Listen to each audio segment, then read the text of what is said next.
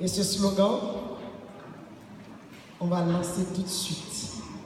Je vais voir qui vont réagir. Les femmes de valeur!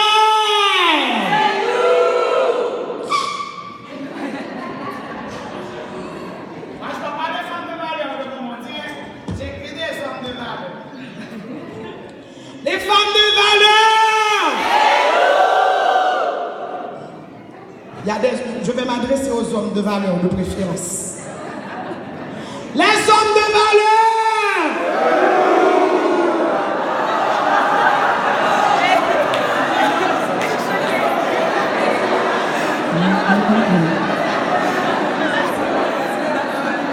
Nous mourons dans le film. Attends. Les hommes de valeur!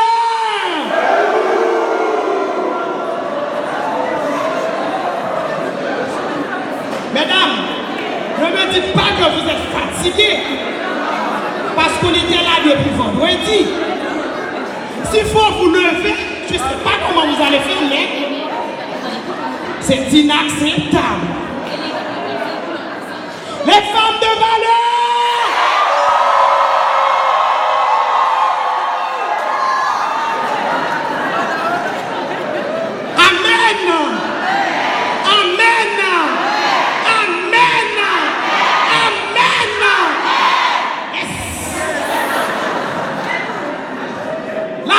Les femmes de valeur qui se réveillent.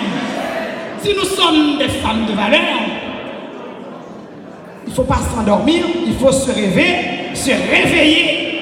Et nous ne sommes pas n'importe quelle femme de valeur, nous sommes des femmes de valeur selon le plan de S. Durant ce week-end, on a parlé de l'identité de la femme de valeur. Que notre identité se trouve en Christ. Parce que c'est lui qui nous a valorisés, il nous a valorisés. Nous étions tous et toutes des pécheurs. Mais Dieu a envoyé son Fils unique mourir pour nous sur le bois du calvaire. Il a fait de nous des femmes vertueuses, des femmes soldats, des femmes de prière, des femmes vaillantes. Pour la gloire de son Saint, pour la gloire de son Saint-Nom. On a pris plusieurs exemples. Et hier soir, on a parlé sur le comportement de la femme de valeur à la maison. Il y a eu beaucoup de réactions. Et ce matin, nous allons vous parler de la femme d'impact.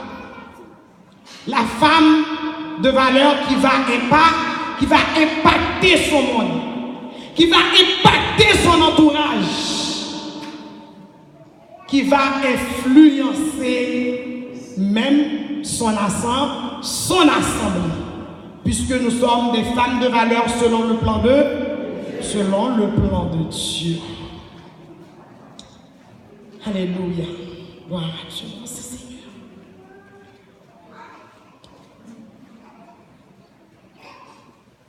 Que signifie le mot impacter?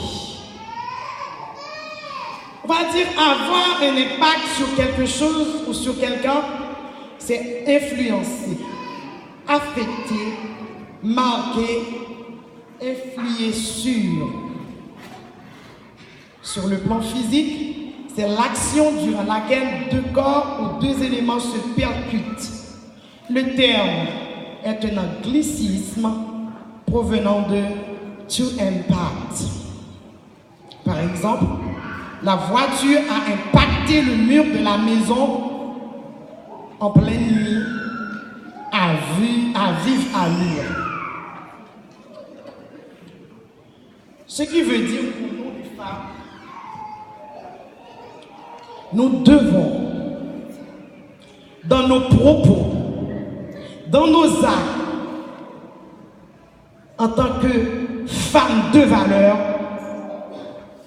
impacter à un haut niveau d'enthousiasme dans nos familles, dans nos foyers, dans nos cercles d'amis et surtout dans l'Église. Lorsque nous sommes appelés à influencer, c'est-à-dire de nous donner comme modèle, nous ne devons pas copier sur le monde, mais le monde doit copier sur nous. Parce que nous sommes des femmes modèles. Est-ce que tu es une femme modèle? Est-ce que le monde peut copier sur toi? Est-ce que à l'université, tu es une femme d'influence? Est-ce qu'à l'église, tu es une femme d'influence? Dans ton travail, est-ce que tu es une femme d'influence?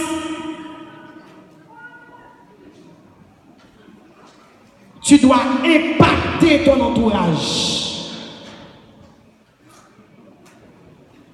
Pas avec la chair et le sang, mais avec l'esprit du Dieu l'esprit du Dieu vivant. Quand on a l'esprit du Dieu vivant en soi, on peut impacter son environnement.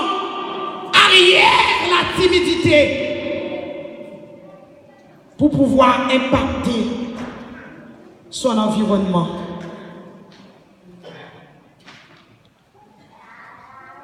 Ça veut dire que nous ne sommes pas appelés à imiter les autres personnes qui ne font pas la volonté de Dieu. Mais c'est à elles de nous imiter. Certaines personnes disent: faites ce que je vous dis de faire, mais ne faites pas ce que je fais. Est-ce que vous trouvez ça normal que je prêche la parole? Je vous dis de ne pas voler, je vous dis de ne pas être une femme adultère, et tandis que moi j'ai le mari de l'autre dans mes mains. Est-ce possible? On donne ce qu'on a, on ne donne pas ce qu'on a, ce qu'on n'a pas. Un modèle, c'est un mot, c'est un modèle. Soit tu l'es, ou tu ne l'es, ou tu ne l'es pas. Il n'y a pas de juste milieu. On ne peut pas faire semblant. C'est soit la vie éternelle ou l'enfer. Quelle est ta position ce matin? Est-ce que tu es venu pour démontrer j'ai une jolie robe comme les top modèles de films? Ça n'intéresse pas Dieu. Ta belle coiffure n'intéresse pas Dieu. Ton corps intéresse Dieu. Parce que ton corps est le centre du Saint-Esprit. Tu ne peux pas faire ce que tu veux avec ton corps. Parce que tu es une femme modèle qui doit impacter son environnement.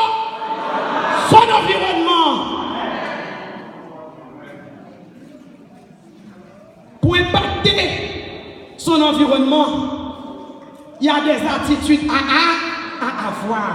Ce n'est pas juste dire je parle, je vais impacter. Il faut être armé. Parce que nous vivons dans un monde très dangereux. Il y a beaucoup d'heureux, beaucoup de renards. Il faut faire attention. Aujourd'hui, mes chères dames, jeunes femmes, mariées depuis 50 ans, depuis 10 ans, depuis 2 ans, depuis 3 ans, depuis 1 mois, je suis venu vous dire que Dieu vous a appelé à impacter votre environnement. Mais nous voyons aujourd'hui ce qui se passe, même dans les médias.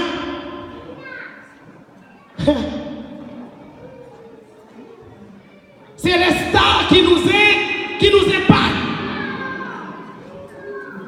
dire des choses qui font fâcher. Ça, c'est ma spécialité. Les choses qui font fâcher.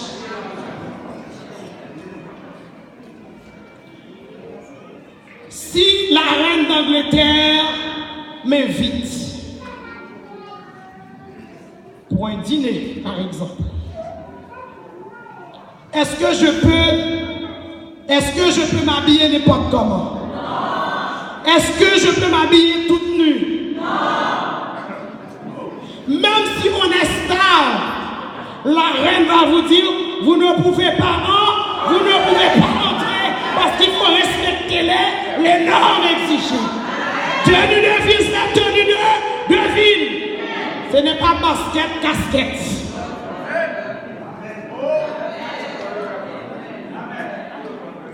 De nos jours, Beyoncé est dehors, Beyoncé est dans l'air, Beyoncé est dans l'église. Il faut chasser Beyoncé dans l'église, sauf si Beyoncé accepte Jésus dans son sauveur personnel. On veut bien de Beyoncé si elle accepte Jésus. Si Beyoncé n'a pas Jésus dans sa vie, elle doit changer, elle doit avoir Jésus maintenant pour être une femme modèle. Beyoncé n'est pas ton mot, n'est pas ton modèle.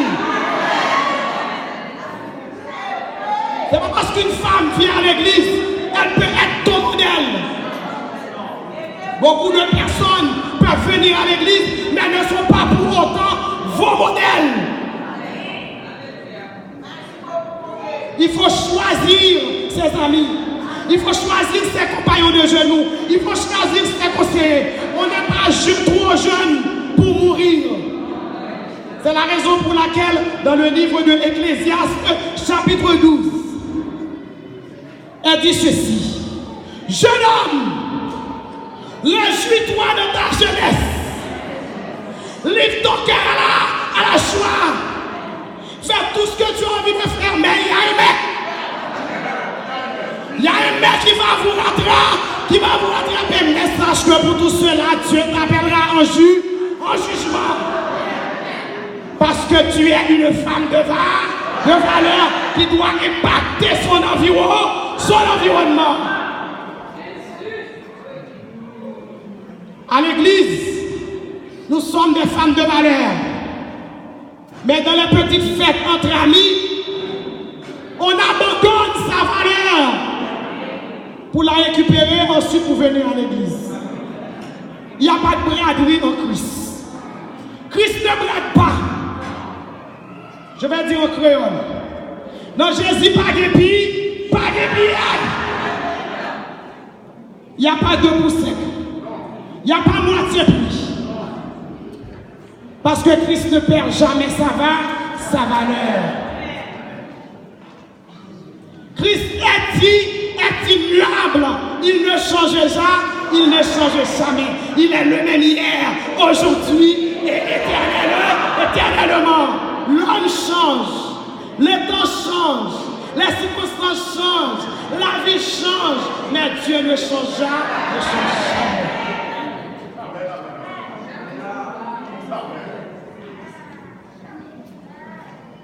La femme chrétienne n'est plus celle qui influence, mais plutôt celle qui est influencée. Vous mettez de me prêcher. C'est la vérité. Tu n'es plus celle qui influence, mais celle qui est influencée. C'est-à-dire la femme chrétienne ne connaît plus les qualités que Dieu lui a octroyées. La femme chrétienne ne connaît plus le potentiel que Dieu a mis en elle. Qu'est-ce qui arrive? Au lieu d'être devant, vous êtes derrière. Parce que tu ne reconnais plus la valeur, cette qualité. Une valeur inestimable qui n'a pas de prix. Oh, alléluia. Merci Seigneur. Toi qui devais diriger, tu es où? Je m'adresse aux femmes. puisque c'est la journée des femmes. Toi qui devais diriger le service, tu es où? Qu'est-ce que tu fais? Qu'as-tu fait de, moi je vais dire, ton talent? Au moins, comme ça, j'exagère pas. Pour ne pas dire tête. Qu'as-tu fait de ton talent? L'as-tu utilisé? Dans une maison, il y a plusieurs sortes de vases. Il y a des vases d'honneur, il y a des vases vides. Quel vase est-ce que tu es? Vase d'honneur ou vase vide? Je te laisse choisir. Aujourd'hui, nous voyons que l'autorité de l'Église n'est plus celle qu'elle était avant. Parce que nous avons perdu cette capacité d'influencer. Alléluia. Nous avons perdu cette autorité, ce potentiel, justement, de pouvoir communiquer. La communication. Par la communication, on peut changer des situations. Le pasteur a tellement de responsabilités. Il n'est pas forcément au courant de tout ce qui se passe à l'église. C'est la raison pour laquelle, quand on regarde dans le livre de Ephésiens chapitre 4, quand nous commençons dans le verset 11, il y a 5 dons ministériels. Parce que le pasteur ne peut pas tout faire. Il y a un comité de gestion qui gère les affaires de l'église. Quand il y a quelque chose qui ne va pas, forcément, on va trouver un responsable pour en parler. Ne restez pas en silence. La communication peut changer beaucoup de choses. Même si on me juge, c'est pas grave. Si on ne commet pas des erreurs, on ne va pas savoir où est-ce qu'on en est. Et si on commet des erreurs, il y a quelqu'un qui vient à vous pour vous dire que vous avez commis des erreurs. Il faut remercier le Seigneur. Ainsi, je vais me remettre de mes erreurs. Je vais changer. Je vais prendre une nouvelle direction. Dieu châtie les enfants qu'il aime. Je vais vous dire quelque chose. Voyez le pardon. Les gens qui s'amusent. Seigneur, je te demande pardon. Oh Seigneur, j'ai péché hier, j'ai parlé sur la sœur, je te demande pardon. Mardi, j'ai appelé quelqu'un, je parle sur sœur Sylvain. Oh Seigneur, je te demande pardon. Ce n'est pas la même sœur, c'était sœur Betchara, aujourd'hui c'est sœur Sylvain. Alors je te demande pardon parce que j'ai parlé sur sœur Sylvain. Ça fait combien de fois? 2 fois. Au Seigneur, j'avais pas encore... J'ai parlé de sœur Dessinia, mais je ne pensais pas que c'était mal, mais finalement, on dirait que c'était mal. Je te demande pardon. Chaque fois, vous demandez pardon. 1, 2, 3. Il n'y a aucun péché. Il n'y a aucun péché qui ne restera sans sentence. Ah. En plus, lorsque Jésus-Christ est mort pour nous sur la croix, il est mort aussi pour nos péchés. Ça s'appelle le pardon judiciaire. Après ce pardon judiciaire, nous les chrétiens, quand on voyait le péché, il fallait fuir le péché. Parce que Jésus nous a lavé par son sang.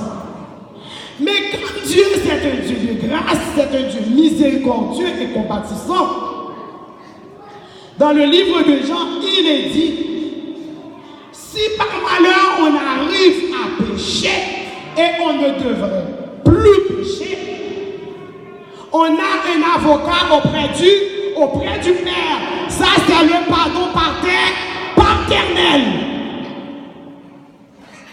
Comment est-ce que cela se passe?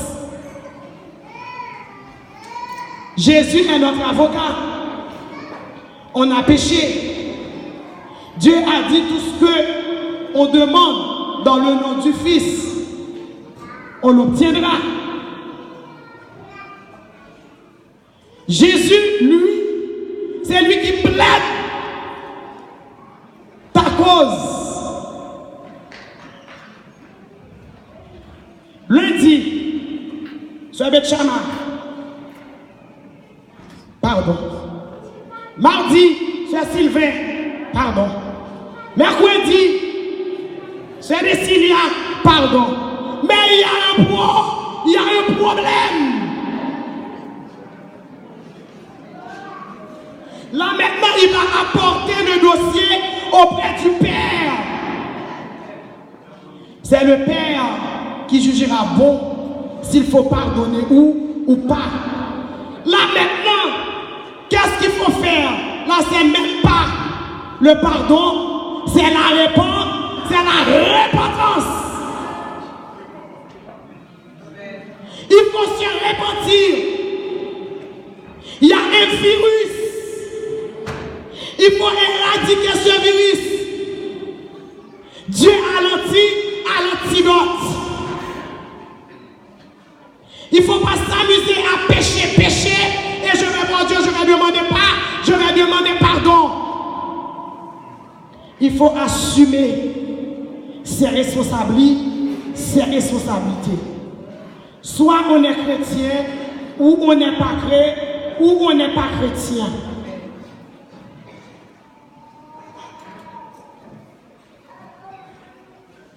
Il est temps que les femmes puissent se lever et regagner la position que Dieu leur a donnée pour qu'elles puissent impacter leur environnement.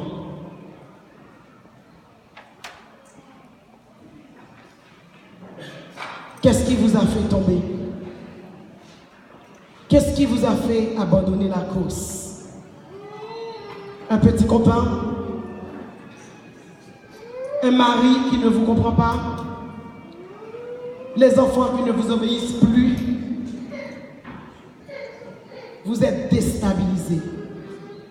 Vous êtes découragé. On parle de vous dans tous les coins de rue.